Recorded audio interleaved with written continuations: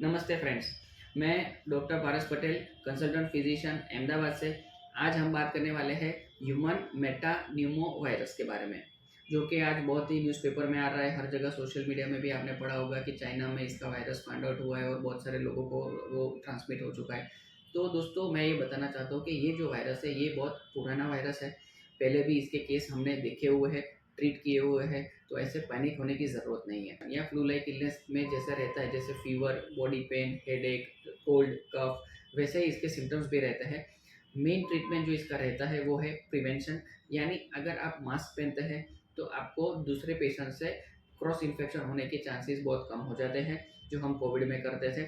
Second is hand washing. तो frequent hand washing है, उससे क्या रहता है कि कहीं पे भी अगर कोई सरफेस आपका कंटेमिनेट सरफेस में आप कांटेक्ट में आ रहे हैं और वो हाथ आपका मुंह या नोज के पास जाता है तो उसके साथ भी वो इन्फेक्शन स्प्रेड हो सकता है। तो prevention is the main treatment, that is wear mask. In case आपको लग रहा है कि आपको ये वायरस का ट्रांसमिशन हुआ है और आपको उसका इन्फेक्शन लग रहा है, तो you can do the testing, hand hygiene, और आपका इम्यूनिटी सही रखें। आप उसका टेस्ट भी करवा सकते हैं, जो अभी इजीली अवेलेबल है, और उसके साथ उसका ट्रीटमेंट भी ले सकते हैं। तो पैनिक होने की कोई ज़रूरत नहीं है, मास्क पहनना है, और second is hand hygiene. Thank you so much.